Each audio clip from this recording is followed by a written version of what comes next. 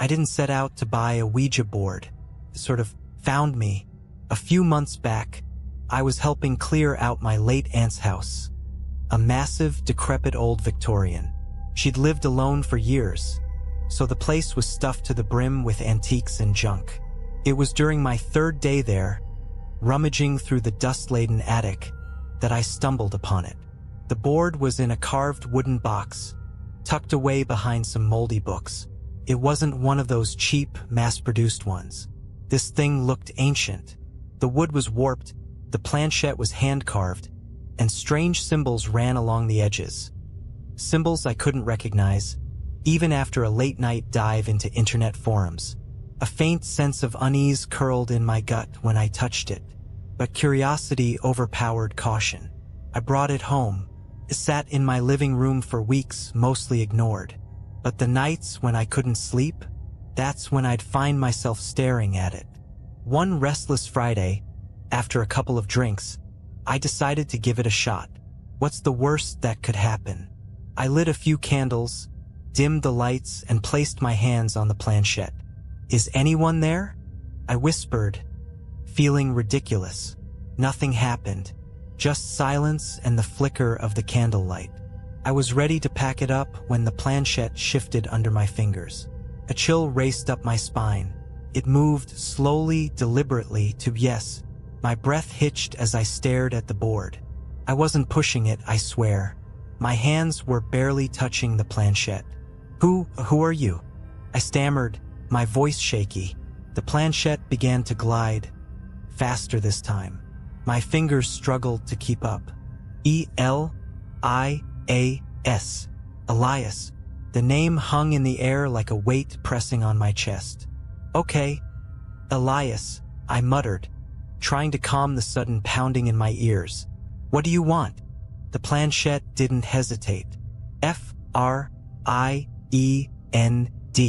My body went cold. It wasn't just the word, it was how the room felt different. The air was heavy, oppressive, like a storm building inside the house. Shadows seemed to stretch unnaturally long, flickering as the candles sputtered. Something moved in the corner of my vision. A trick of the light, I told myself, but I couldn't stop glancing at the darkened corners of the room. "Why me?" I asked, barely above a whisper.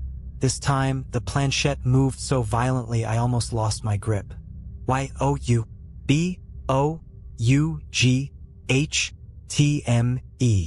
I didn't buy you," I protested, my voice cracking. "I found you." The flames of the candles rose suddenly, their light casting strange, twisting shadows against the walls. My heart slammed against my ribs. The planchette spelled another word. DEBT. "What debt?" I shouted, slamming my fists on the table. "What are you talking about?" The answer was immediate and chilling. SOUL. "No," I said, shaking my head like a child refusing to hear a ghost story. "This is a joke. You're just some spirit trying to mess with me, right? Right?" The candles went out. Complete darkness swallowed the room. My heartbeat thundered in my ears, and I groped for my phone, my lighter, anything to bring light back. But the second I reached for the Ouija board, the candles reignited on their own. Except now they burned blue. "Elias," I said, my voice trembling. "What do you mean, soul?" The planchette darted across the board, faster than before. I almost couldn't read it. THEYARECOMING.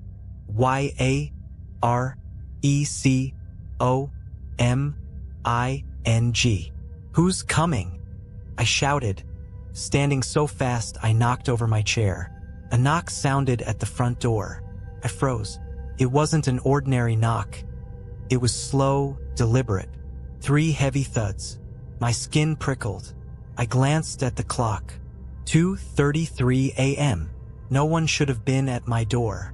"Elias," I whispered, my voice shaking. "Who is it?" The planchette moved with purpose. DONOTOPENIT.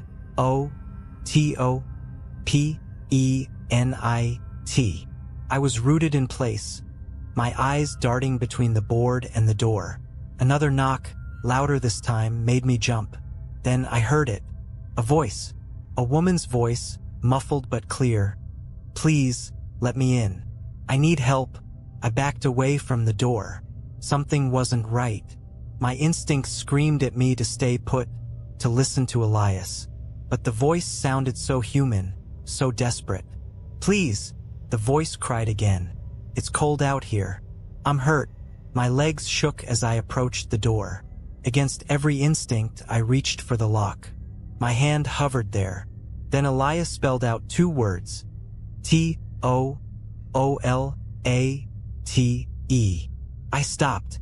Too late for what? The door slammed open, and the candles went out again.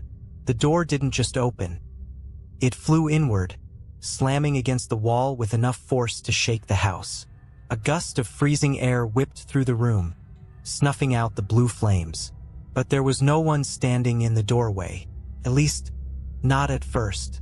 Shadows began to stretch across the threshold, long and clawed, twisting in impossible shapes. The air crackled, thick with a static charge that raised every hair on my body. My lungs felt heavy, like I was trying to breathe underwater. Then I saw her. She stepped into the room, but something was wrong, deeply wrong. Her body didn't move like a person's. It was jerky, like a broken marionette being forced to perform. Her head was cocked at an unnatural angle, and her eyes were black pits, glistening like oil. "Help me," she croaked, her voice a rasp that no longer sounded human. "Please." I couldn't speak, couldn't move. My legs felt welded to the floor. The woman thing took another step closer, her bare feet leaving behind wet, inky footprints that sizzled against the wooden floorboards. Behind me, the Ouija board started vibrating. The planchette skittered across the board on its own, spelling out a frantic message. G-E-T-O-U-T. The creature's head snapped toward the board, and a guttural growl erupted from its throat. With horrifying speed, it lunged at the table. Its claws, or what used to be hands, ripped through the air, scattering the board and planchette across the room. The symbols on the edges of the board began to glow faintly, like they were fighting back. "Elias!" I screamed, backing into a corner. "What do I do?" The planchette, lying on its side near the overturned table, twitched and spelled out a single word. "Are you in?" The woman, or whatever she was, snapped her gaze back to me. Her jaw unhinged, stretching impossibly wide, revealing rows of needle-sharp teeth.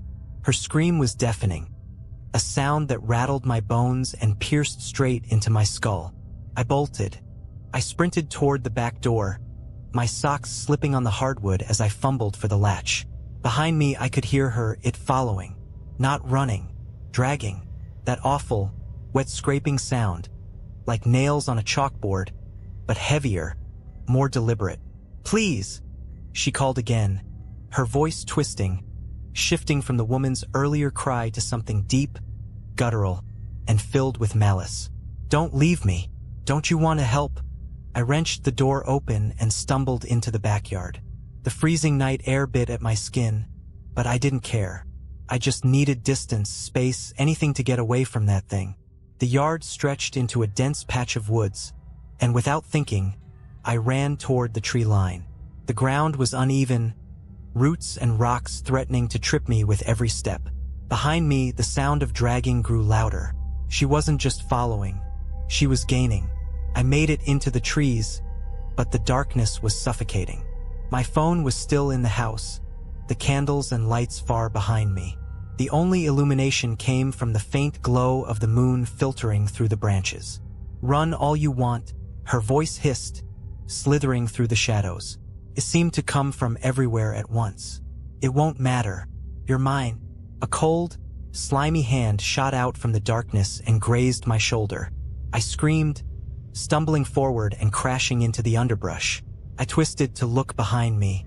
She was there, crouched low like an animal. Her limbs bent in ways they shouldn't, her head cocked to one side as though she was studying me. Her black, empty eyes gleamed in the moonlight. The Ouija board's final warning echoed in my head. Run. I scrambled to my feet and kept moving, ignoring the sharp pain in my ankle.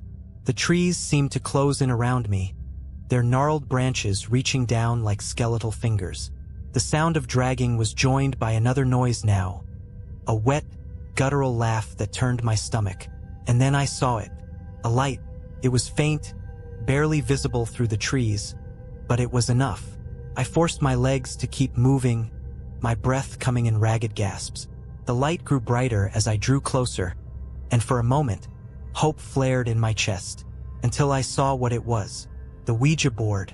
It was lying in the dirt, the symbols along its edges glowing faintly. The planchette was there too, upright and still. How? I'd left it behind. No, I whispered, backing away. This isn't real. This can't be real. The woman appeared again, stepping into the circle of light cast by the board. Her grin stretched impossibly wide, and she raised a hand to point at the board. Your turn, she said, her voice dripping with venom. The planchette began to move on its own. No, I whispered again, shaking my head as the planchette skittered across the glowing board. I'm not doing this. The woman, or whatever she was, didn't reply. She simply stood there, her limbs bent grotesquely, her empty eyes locked on me. The planchette moved faster, spelling out words that I could barely bring myself to read. P-L-A-Y.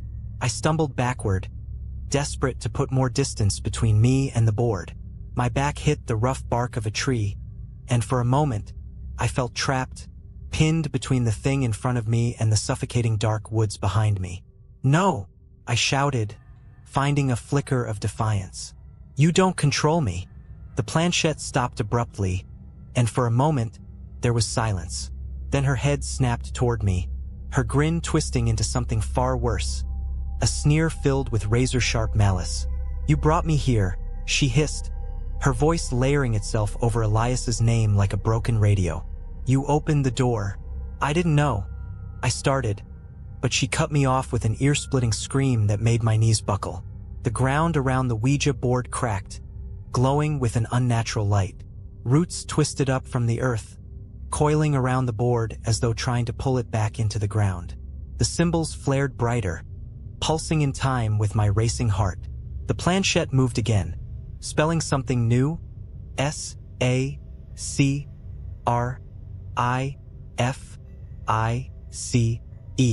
My throat went dry. What do you mean? She took a step closer, her jerking movements more unnatural than ever. Her voice was cold now, devoid of the fake pleading from earlier. A debt was owed, a soul was promised. If not yours, then whose? Her clawed hand extended, pointing into the darkness behind me. My heart sank as I heard it, the faint sound of footsteps, slow, hesitant, familiar. Elias, I shouted, spinning around. Elias, help me. But it wasn't Elias. It was my neighbor, a sweet old man who lived 2 doors down. He must have seen my door left open, the candles burning, and come to check on me. He looked confused, holding a flashlight that barely cut through the thick shadows. What's going on out here? He called, his voice shaky. Are you all right? No, I screamed, waving him away. Stay back. But it was too late. The woman, or whatever monstrous thing she truly was, turned her attention to him.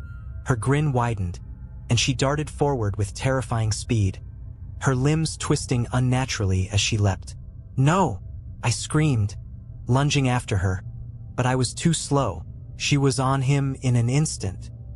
His flashlight fell to the ground, casting chaotic beams of light as he let out a strangled cry. The roots around the Ouija board surged upward, wrapping around him, pulling him toward the glowing surface. I froze, helpless, as the board's symbols flared one last time. The light intensified, blinding me for a moment.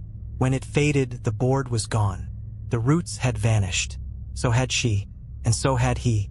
I stood there in the eerie silence, my knees buckling as the reality of what just happened hit me like a freight train. The woods were still. The air was cold. The only evidence that anything had occurred was the overturned flashlight lying in the dirt. Then, from somewhere deep in the woods, I heard a familiar voice. "Your turn." The voice froze me where I stood. It echoed through the trees, soft at first, then louder, like it was coming from every direction at once. "Your turn." "No," I croaked, backing away from the sound. My breath fogged the freezing air as I tried to steady my shaking hands. "I'm done." I didn't agree to this, but the woods weren't listening.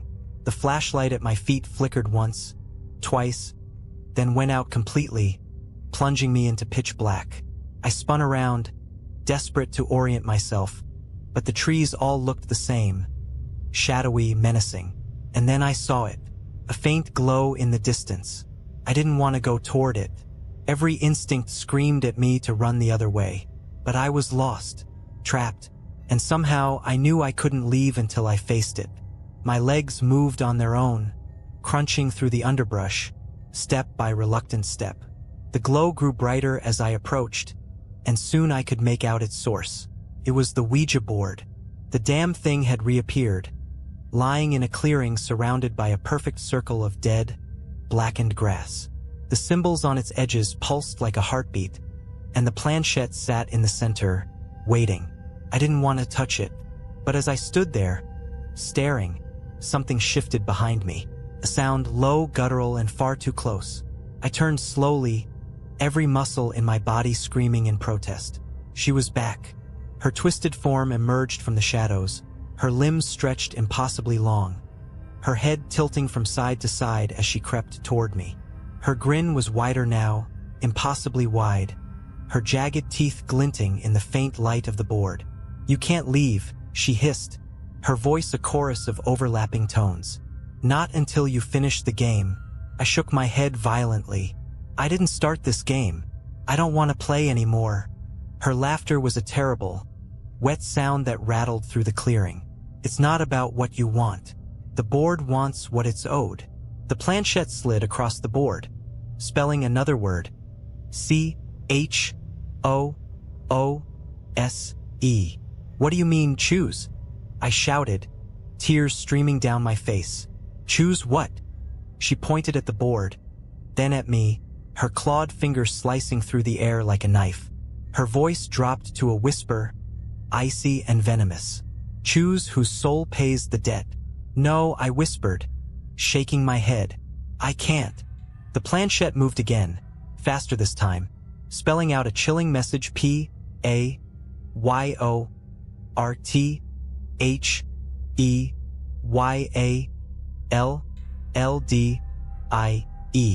Images flooded my mind, my friends, my family, my neighbors, all of them, faces twisted in terror as they were dragged into the same void as my poor neighbor.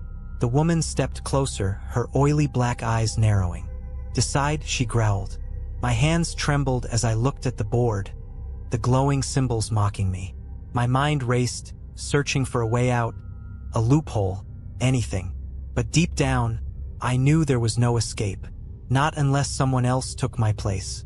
I can't do this," I whispered. Her grin widened, her voice dripping with sadistic glee. "Then they'll come for all of them, one by one." I stared at the planchette, my breath coming in short, shallow gasps. My vision blurred, and my heart pounded so hard I thought it might stop. Slowly, my hand moved toward the board, shaking violently. "Fine," I choked out.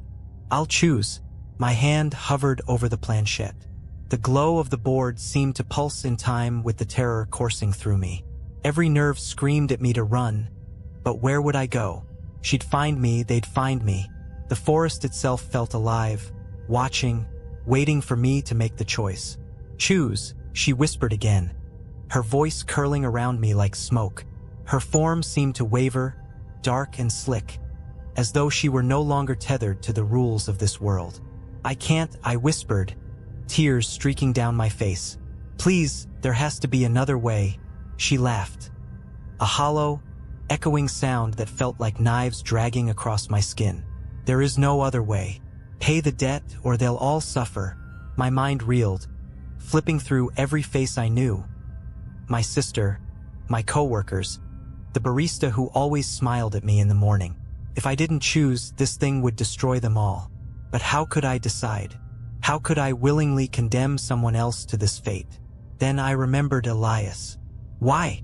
I blurted out, my voice trembling. Why does Elias care? Why did he save me? The creature froze, its grin faltering for the first time. He didn't save you, she spat, her voice dripping with venom. He tricked you. My stomach turned. What do you mean? She moved closer, her oily black eyes boring into mine. Elias isn't your savior. He's your predecessor. He played the board just like you. And when it came time to pay, he chose you. My blood ran cold. No, that's not possible. The board pulsed brighter, and the planchette spelled out another message. L-W-A-Y-S-A-C-I-R-C-L-E. I stumbled backward, my mind spinning. Elias wasn't helping me, he'd set me up. This was the game's cycle. Its twisted, never-ending loop. One soul damns another over and over until the board gets what it wants. Her voice broke through my panic, sharp and cruel. Choose or the circle widens. Everyone you've ever known. Everyone you've ever loved. I had to do something, anything. My gaze darted to the board, then back to her. My hands clenched into fists. If Elias had tricked me, maybe there was a way to end this cycle. What if I don't choose? I asked, forcing my voice to steady. Her grin returned, slow and cruel. Then you'll stay here, forever. The board will keep you, and it will still take them all. The forest seemed to close in tighter, the air growing heavier. My chest burned with the weight of it. My heart screamed for me to pick someone, anyone, and save myself. But deep down, I knew what I had to do. I'll choose, I said quietly, stepping closer to the board. Her grin widened, triumphant. The planchette began to move, waiting for my answer.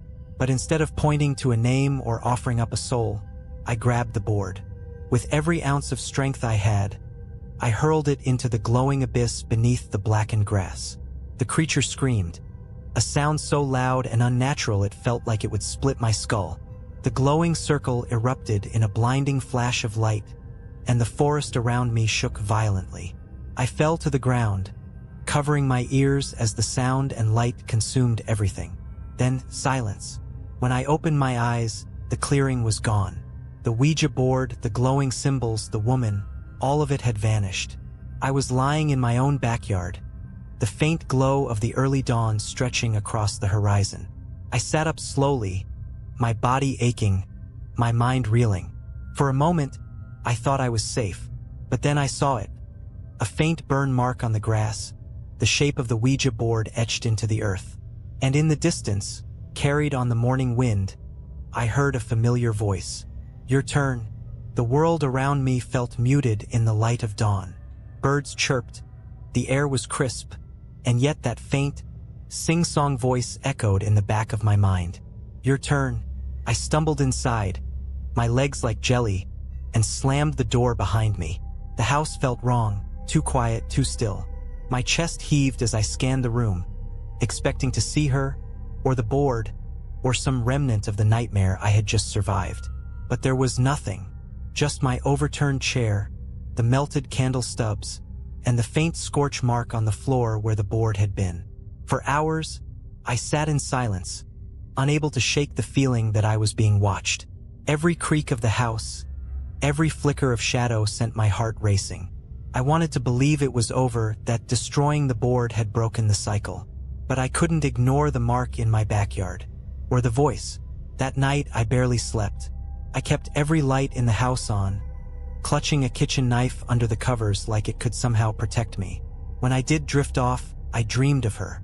Those black, pitiless eyes, that smile, and the board, glowing in the darkness, waiting for me to play. The next few days were a blur. I called out of work, avoided friends and family, and tried to convince myself that I wasn't losing my mind. But the signs kept piling up. Lights flickering, doors creaking open on their own. My reflection in the mirror lingering just a fraction too long after I'd moved. And then came the package. It arrived one evening, left on my doorstep with no return address. My heart sank as I picked it up. It was heavy, wrapped in brown paper, and smelled faintly of smoke. I didn't want to open it. I knew what was inside, but I had to. My hands shook as I tore away the paper. And there it was, the Ouija board, perfectly intact, its symbols glowing faintly in the dim light of my kitchen. The planchette sat neatly on top, as though waiting for me to make my move. A note was tucked inside the box, written in jagged, frantic handwriting. It doesn't end. Pass it on, or it will come for you. Panic gripped me as I shoved the box away, knocking it to the floor. The board slid out, landing face up, and the planchette moved on its own. Slowly, deliberately, H-E-L-P. I screamed, kicking the box away and running to the far corner of the room. But the board stayed there, glowing, taunting me with its silent demand. I didn't know what to do. If I destroyed it, would it truly be gone? Or would I end up like the last person, doomed to suffer, to drag someone else into this nightmare just to save myself? The voice returned, soft and teasing. Your turn. I stared at the board, tears streaming down my face, and made my decision. I stared at the Ouija board lying on the floor, its glowing symbols casting faint, eerie shadows on the walls. The planchette twitched, waiting for me to act. The note's warning echoed in my mind. Pass it on, or it will come for you. How could I doom someone else to this torment? But the alternative, keeping the board, living with its curse, I couldn't survive that. I already felt it creeping into my mind, into my very soul. The shadows were darker, the silence heavier. I could feel her waiting, watching. Your turn, the voice whispered again, closer this time, almost playful. I knew what I had to do. The decision made me feel sick, hollow, but there was no other way. Hands trembling, I packed the board back into its box and wrapped it in the brown paper. My head swam with guilt as I wrote an address. An old coworker I hadn't spoken to in years. Someone who wouldn't immediately connect the package to me. I convinced myself it wasn't personal. I wasn't picking them because of who they were, just because they were distant, disconnected from my life. The next morning, I dropped the package off at a shipping center. I avoided the clerk's eyes as I handed it over, my throat tightening with every step I took away from the counter. I couldn't shake the feeling that I'd hear the voice again, that I'd see her one last time. But the further I got from the shipping center, the lighter I felt. Maybe I was free. For a week, nothing happened. The house felt normal again. No flickering lights, no voices, no shadows that seemed to stretch and linger. I started to believe I'd done the right thing. The only thing. The nightmares began to fade. My appetite came back. Life resumed its fragile balance. Then, one evening, I got a text. It was from the coworker I'd sent the board to. A photo of the Ouija board, unwrapped, sitting on their kitchen table. The message underneath was short, simple. What the hell is this? Why did you send it to me? I stared at the screen, my stomach twisting into knots. My fingers hovered over the keyboard, unsure of how to respond. I wanted to tell them not to touch it, to get rid of it. But what would that do? They'd just send it to someone else, wouldn't they? The cycle would continue. Before I could reply, a second text came through. Something just moved. Is this a joke? My blood ran cold. I dropped my phone, staring at it like it might come to life. I didn't want to pick it up again. Didn't want to see what they'd say next. But it didn't matter. The lights flickered. The air grew heavy. And then, from somewhere in the house, I heard it. Soft, familiar, terrifying. Your turn. I froze. The voice wasn't in my head this time. It echoed through the house, bouncing off the walls like it belonged here, as if the very foundation of the house was whispering those two words. Your turn. I forced myself to move, grabbing the nearest object, a knife from the kitchen counter, and clutching it like it would somehow help. My phone buzzed again, lighting up the darkness around me. I didn't want to look, but my body betrayed me. The screen showed another text from the coworker. It won't stop. It's moving on its own. Did you curse me or something? Before I could respond, Another text came through, this one accompanied by a video. Shaking hands, I hit play. The video showed the Ouija board. Its symbols glowed faintly, just like they had in my house. The planchette moved on its own, jerking across the surface. My coworker's voice trembled in the background. Is this a prank? This isn't funny. The screen shook violently as the phone fell, clattering onto what I assumed was their floor. The view now showed only the ceiling. There was a distant scraping sound, followed by a guttural laugh that made my stomach churn. Then silence. The video ended. I dropped my phone, bile rising in my throat. I didn't want to know what happened next. I didn't want to think about what I had done. But I couldn't shake the feeling that I wasn't alone. The air shifted, growing colder. The lights flickered again, longer this time. My own shadow stretched across the room, twisting unnaturally until it didn't look like me at all. Your turn, the voice whispered again, louder now. I spun around, searching the room, but nothing was there. Just the faint hum of electricity and my own ragged breathing. And then, out of the corner of my eye, I saw it. The box. It sat on the kitchen table, the brown paper torn, the Ouija board peeking out from inside. The planchette was already on the board, quivering like it was waiting for me to sit down. No, I whispered, backing away. I sent you away. You're gone. You're gone. The voice laughed, a cruel, mocking sound that filled the room.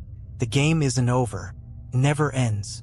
The box slid across the table toward me, the board spilling out onto the surface. The symbols blazed brighter than before, illuminating the room in an unnatural, pulsing glow. The planchette moved on its own, spelling out one final message. P-A-Y. I don't know what happened next. All I remember is screaming. The lights went out completely, and the room was swallowed by darkness. Something grabbed me, cold, slimy, unrelenting. I fought, clawed, and kicked, but it didn't matter. When I woke up, I was lying on my kitchen floor. The board was gone. The house was quiet again. For a moment, I thought it was over, until I turned my head and saw the scorch mark on the floor. Larger this time, spreading like a stain across the wood. And I knew it wasn't over. It would never be over. The game always comes back. I couldn't sleep after that night. Every creak of the house, every rustle of wind outside felt like a taunt. It wasn't over. How could it be? The scorch mark in the kitchen seemed to grow larger every day, spreading like a malignant tumor across the floorboards. I tried scrubbing it, sanding it, even replacing the wood. But no matter what I did, the mark always came back. And the whispers followed. At first, they were faint, almost indistinguishable from the wind. But as the days passed, they grew louder, more distinct, a constant chant. Your turn, your turn, your turn. I couldn't take it anymore. I was losing my mind. Sleep was impossible. Food tasted like ash. I quit my job, ignored my friends, avoided my family. Every moment of every day was consumed by the board. Even when it wasn't there, I felt it. Watching, waiting. Then one night I made a decision. I drove out of town, far into the countryside, where the roads turned to dirt and the stars burned bright in the black sky. The box was in the passenger seat, wrapped in layers of duct tape and plastic bags. I hadn't dared to open it since that last encounter, but I could feel its presence, like a weight pressing down on my chest. I found a clearing in the woods, miles from the nearest house. The air was cold, and the trees loomed over me like silent sentinels. My hands shook as I grabbed a can of gasoline from the trunk and poured it over the box. This ends here, I muttered, striking a match. I'm done. The flame caught instantly, roaring to life as it consumed the box. I watched as the plastic melted and the wood charred, the symbols burning away into nothing. Smoke rose into the sky, thick and black, but I didn't feel relief. I felt dread. The flames flickered, dimming for just a moment. And then I saw it. Her face. It appeared in the fire, twisted and screaming, her black eyes burning like coals. Her voice cut through the crackling flames, sharp and vicious. You can't end it. You can only pass it on. The fire exploded, sending me stumbling backward. When I opened my eyes, the clearing was empty. The box was gone, but the scorch mark was there, etched into the ground, smoldering faintly. I drove home in a daze, my hands gripping the wheel so tightly they turned white. When I walked into my house, the smell of smoke hit me immediately. The lights flickered, and sitting on my kitchen table, perfectly intact, was the Ouija board. The planchette moved as I stared at it, frozen in horror. P-A-S-A-S-I-T-O-N. I knew then what it wanted, what it had always wanted. The curse couldn't be destroyed, could only be transferred. I had to choose someone just like Elias had chosen me. If I didn't, it would destroy me, consume me completely, and it wouldn't stop there. I sat down at the table, my hands trembling as I picked up my phone. I sent a text to an old high school friend, someone I hadn't spoken to in years, someone far removed from my life. "Hey," I typed, forcing my fingers to move. "I found something weird I think you'd like. Can I send it to you?" The response came almost immediately. "Sure, sounds cool." I stared at the screen for a long time before typing my reply. A week later, the board was gone. The scorch mark in my kitchen had faded. The whispers had stopped. But every now and then, when I close my eyes, I hear her voice. Faint, distant, but always there. "Your turn." Weeks passed. Life began to regain a fragile sense of normalcy. The board was gone, the shadows receded, and the air in the house felt lighter. I told myself it was over, that I had passed the curse along, just as Elias had done before me. But deep down, I knew better. Started small. The faintest flicker of the lights late at night. A soft tapping on the windows, though the trees outside were still. At first, I convinced myself it was paranoia, just the remnants of a trauma I couldn't shake, until I saw the scorch mark again. It appeared one morning, faint at first, barely visible against the kitchen floor. I scrubbed it until my hands were raw, but it wouldn't budge. By nightfall, it was darker, deeper, spreading outward like a stain that wouldn't be contained. And then the whispers returned. "Your turn." I tried ignoring them, but they grew louder, clearer. Sometimes they didn't even wait for the night. I'd hear them in the middle of the day, soft voices threading through the noise of the world, carrying that same, taunting phrase. I wasn't safe. The curse hadn't left me. It was still here, still watching, still waiting. One night, I decided to confront it. "Why?" I screamed into the empty house, my voice breaking. "I did what you wanted. I passed it on. Why are you still here?" The answer came in a voice that wasn't hers. It was familiar, low, broken, and trembling. "Elias." I froze. The name echoed through the house, bouncing off the walls like a cruel joke. And then, slowly, I heard footsteps. They were heavy, deliberate, coming from the hallway. I turned, and there he was, Elias, or what was left of him. His body was twisted and gaunt, his face sunken and pale. His eyes were the same black pits I'd seen in her, glistening with a malevolent light. He grinned, his teeth sharp and jagged, his voice a hollow rasp. "You think you're free?" he said, stepping closer. "You think you can just pass it on and walk away?" I backed away, my legs trembling. I followed the rules." He laughed, a dry, rattling sound that sent shivers down my spine. "The rules were never for you. The game doesn't end just because you try to escape. What do you want?" I shouted, tears streaming down my face. "What do you want from me?" His grin widened, his voice dripping with malice. "It's simple. Play again. Or join us." The lights flickered, and for a brief moment, I saw them, shapes in the shadows, twisted and wrong. Dozens of them, maybe hundreds, their eyes glowing faintly as they watched from the corners of the room. They were the others, the ones who hadn't passed it on, the ones who had lost. Elias took another step closer, his shadow stretching across the floor. "Your turn." I don't remember what happened after that. I woke up on the kitchen floor, drenched in sweat, the house deathly quiet. The scorch mark was gone. The whispers had stopped. For now. But I know it's not over. The board will come back, just like it always does. And when it does, I'll have a choice to make. Because the game never ends, and it's always your turn. I knew it couldn't go on like this. The shadows, the whispers, the scorch marks. They weren't just lingering echoes of the curse. They were reminders, warnings. The board hadn't forgotten me, and it never would. Not until